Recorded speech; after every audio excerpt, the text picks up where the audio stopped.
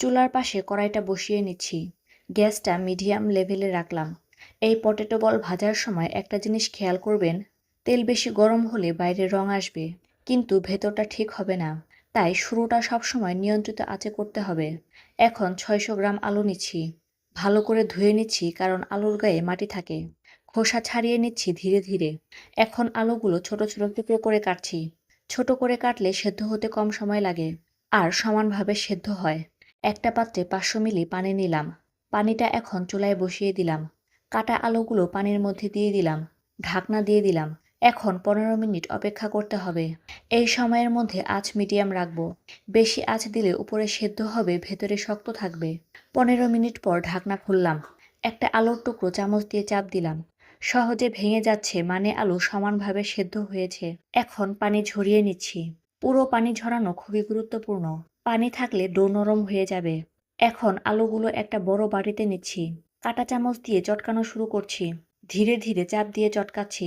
এখানে একটা বিষয় খেয়াল রাখতে হবে, কোনো বড় টুকরো রাখা যাবে না। পুরোটাই মিহি করতে হবে, কারণ বড় টুকরো থাকলে বল বানানোর সময় ফেটে যেতে পারে। এখন হাফ চা চামচ লবণ দিচ্ছি। তারপর হাফ চা চামচ চিলি পাউডার। এখন 3 টেবিল চামচ কর্নফ্লাওয়ার দিচ্ছি। এখন হাত দিয়ে মেশানো শুরু করছি। ধীরে ধীরে চাপ দিয়ে মেশাচ্ছি। এখন 40 মিলি রান্নার তেল দিচ্ছি। তেল দেওয়ার পর আবার মেশাচ্ছি। এখন দেখতেই পাচ্ছেন মিশ্রণটা অনেক স্মুথ লাগছে। হাতে নিচ্ছি, চাপ দিয়ে দেখলাম হাতে লাগছে না, মানে কনসিস্টেন্সি ঠিক আছে। এই স্টেজে যদি ডো হাতে না লাগে, বুঝবেন পটেটো বল ভাজার সময় ফাটবে না। এটা হচ্ছে সবচেয়ে গুরুত্বপূর্ণ চেক। এখন অল্প অল্প করে নিচ্ছি, হাতের তালুতে রাখলাম। ধীরে ধীরে গোল করছি, চাপ কম দিব। এভাবে একটা বল তৈরি হয়ে গেল। একইভাবে বাকিগুলো বানাচ্ছি। সবগুলো বানিয়ে প্লেটে রাখলাম। এখন কড়াইয়ে তেল দিচ্ছি, তেল গরম হতে দিচ্ছি। তেল বেশি গরম করা যাবে না। একটা ছোট টুকরো দিয়ে চেক করলাম, ধীরে ধীরে উপরে উঠছে, মানে তেল রেডি। এখন বলগুলো তেলের মধ্যে দিচ্ছি। একসাথে বেশি দেব না, স্পেস রাখতে হবে। এখন মিডিয়াম আঁচে রাখছি, ধীরে ধীরে ঘোরাচ্ছি।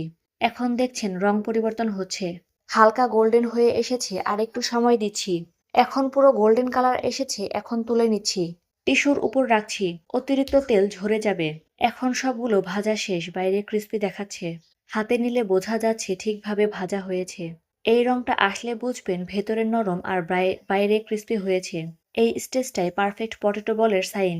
এখন প্লেটে সাজিয়ে নিচ্ছি। গরম গরম অবস্থায় সবচেয়ে ভালো লাগে। বাসার সাধারণ উপকরণ দিয়ে সঠিকভাবে করলে এই রেজাল্ট সবসময় পাওয়া যায়। তো তৈরি হয়ে গেল আজকের পটেটো বল। চুলা বন্ধ করার পরও কড়াইটা কিছুক্ষণ গরম থাকে। এই সময়টায় আমি সাধারণত অপেক্ষা করি, কারণ খুব গরম অবস্থায় ধরলে বাইরের স্তরটা নরম হয়ে যেতে পারে। একটা পটেটো বল হাতে নিলে যদি হালকা ক্র্যাকলিং সাউন্ড শোনা যায়, বুঝবেন টেক্সচারটা ঠিক জায়গায় এসেছে। প্লেটটা এখন রান্নাঘরের সাইড কাউন্টারে রাখা। জানালার পাশে হালকা আলো আসছে। এই আলোতে গোল্ডেন রংটা আরো পরিষ্কার দেখা যায়। হাতে নিয়ে ওজনটা অনুভব করলাম। খুব ভারী না, আবার একেবারে হালকাও না। এই ব্যালেন্সটাই গুরুত্বপূর্ণ। একটা মাঝখান থেকে ভাঙলাম, ভেতরের অংশটা একদম সমান। কোথাও ভেজা ভাব নেই। এই স্টেজে কোনো তাড়াহুড়ো থাকে না, শুধু দেখা, ধরা আর নিশ্চিত হওয়া সব ঠিক হয়েছে। এই মুহূর্তে যে গরমটা থাকে সেটাই আসল ফ্রেশ টেক্সচারের প্রমাণ। এটা ঠান্ডা হলে আর একই রকম থাকে না। প্লেট থেকে একটা তুলে সরাসরি টেস্ট করলাম। প্রথম চাপেই বাইরের লেয়ারটা রেসপন্স করছে। ভেতরের অংশটা নরম, কিন্তু ভেঙে পড়ছে না। এই কনসিস্টেন্সি সবসময় লক্ষ্য রাখা হয়। রান্নাঘরে এখন তেলের হালকা একটা গন্ধ আছে, কিন্তু সেটা ভারী না, পরিষ্কার। হাত পরিষ্কার করে আবার একটা নিলাম।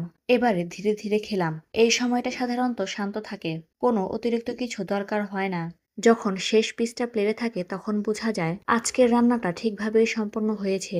প্লেট এখন প্রায় খালি, কাউন্টারও পরিষ্কার। শুধু একটা স্বাভাবিক সন্তুষ্টি থাকে, কাজটা ঠিকভাবে সম্পন্ন হয়েছে।